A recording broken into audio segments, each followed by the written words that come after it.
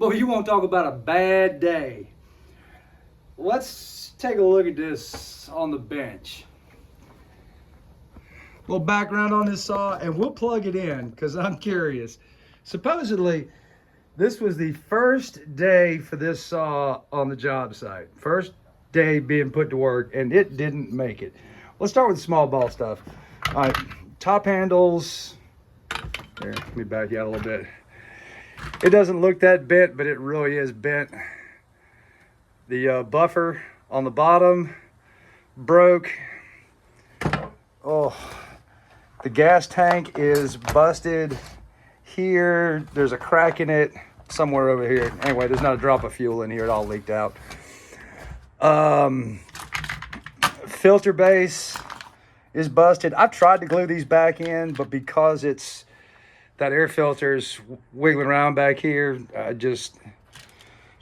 anyway, the saw's a day old. It gets everything new.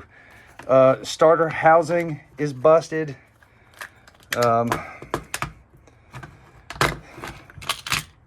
All this stuff's good, so we'll end up putting all this back in. Air filter housing's got a huge crack in it right there where it locks down. Not going to use it. And the pièce de résistance, we got a busted case. And everything else made it. Let me tear this rascal down, and we'll go from there.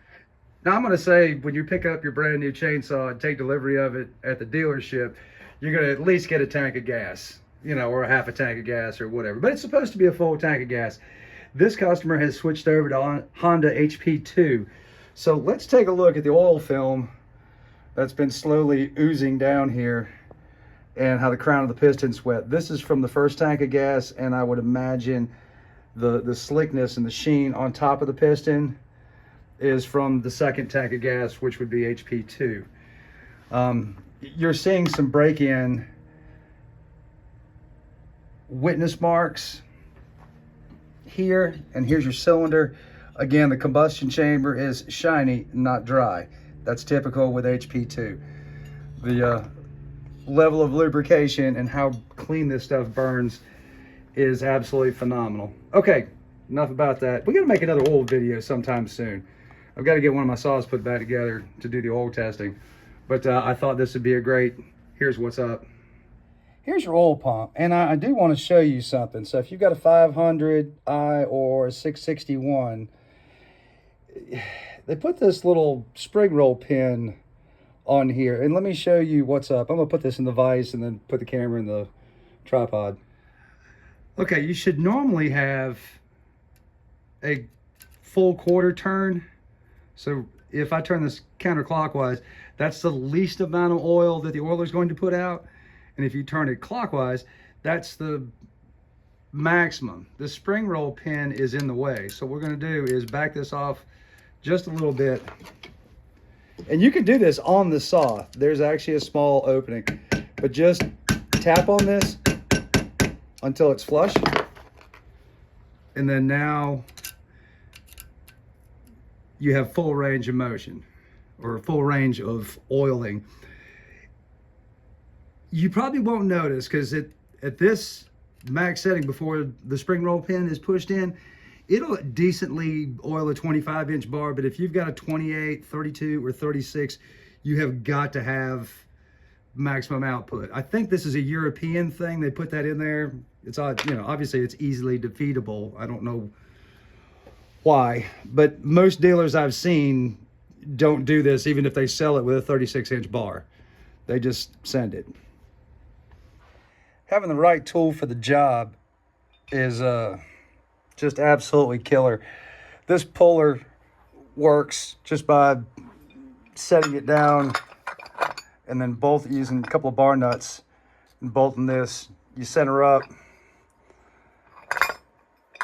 that threaded rod, and it's got a little dimple on the end of it where it's right on the end of the crank, and you just start twirling away and it just pulls this case half right off.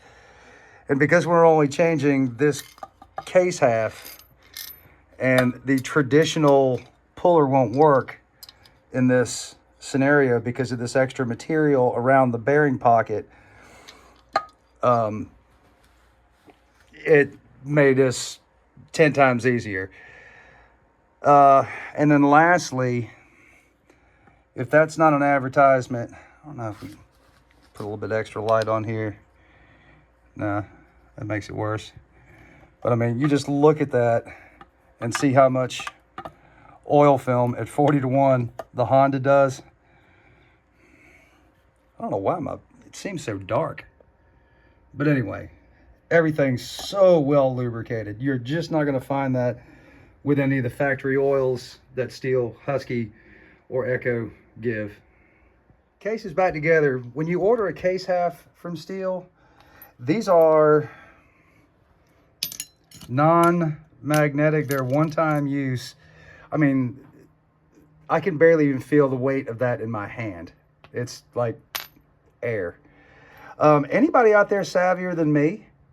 This came in that same kit, or the same bag with the one-time use screws. I don't know if this is some kind of install aid for something.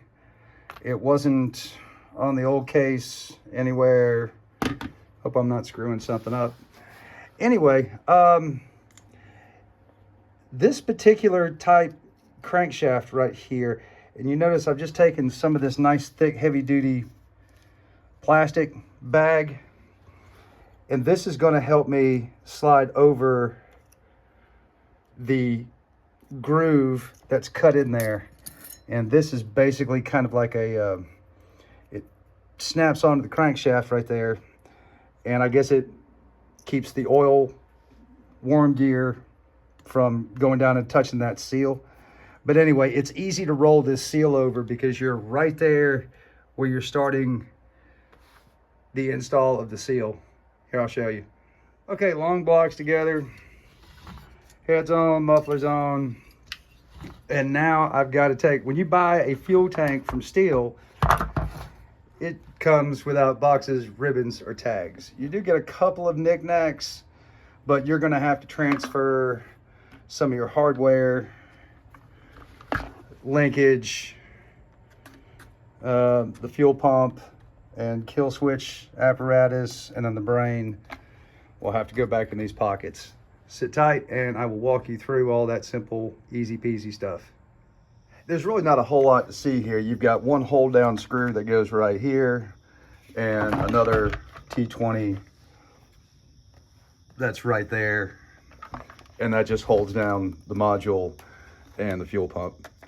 I'm going to, when you buy a tank, you do get a fresh set of fuel lines, but given this saw's got no runtime on it to speak of, I'm going to just use the fuel lines that are on here and save that for a rainy day. To remove the top handle, if you're not well versed, right in there, all you have to do is just use your scrunch. It fits in there perfectly. Wiggle that and pull up on this. It'll stretch those two fingers out and allow this to pop right off. Okay, kids, this gives me cause for concern. And it's not the first time I've had this issue where the NVG doesn't recognize the saw, and sometimes it's a ground issue. I feel like I've got everything hooked up right, but I really want to get some hour reading on this. Suffice it to say that it's low. Everything else is coming along fine. I didn't notice anywhere there was any damage on this saw that the wires were anywhere near that. Hopefully we don't have an issue there. The only way to do that is to finish putting this back together and go crank it up. Well, it's all back together and I'm nervous as a three-peckered goat. We're gonna go out, and I can do this a couple of different ways. I could have taken this outside after I just filled it up with gas and oil and taken it outside and say, oh great, it works. Let's take a look at my reaction if this thing fires off or it doesn't. Now this isn't the bar and chain that was on the saw. Obviously this one's got some wear and tear on it, but the bar got damaged in the same fiasco. So without further ado, let's man, if this doesn't run, it's a lot of work to figure out what's wrong.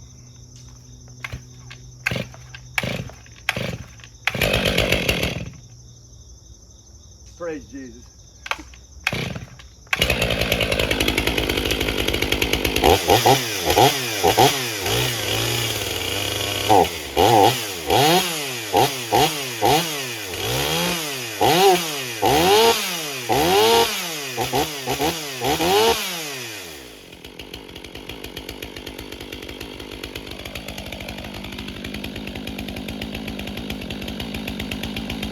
The owner of this saw is chomping at the bit. He actually called me this morning and says, "Is it ready yet? Is it ready yet?"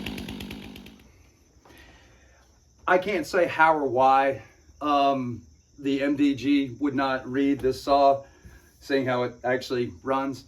But it's not the first time I've had that issue. I'm looking forward to getting the 2.0 software, and maybe that'll kind of help. I don't even know what else to say. I'm gonna call the customer. Probably gonna take me a large piece of paper to write a bill for this, but it's, you know, it's worth it. You know, replacement. I saw this at the steel dealership yesterday, and I think it had like a 32-inch bar or 28-inch bar, something like that, and it was like $1,609 plus tax. That's shocking. You know, my best guess is that there's like $600 worth of parts here. And I'll do my best on labor that I possibly can. But, you know, splitting the case is, you know, you're all in. But, you know, it's really not that big of a deal. But you're responsible for everything. That being said, thank you very much for sticking around. Don't forget to like, share, and subscribe. I should say that earlier in the meat of the video. But if you're here at the end, thank you so much. I'll see you next time.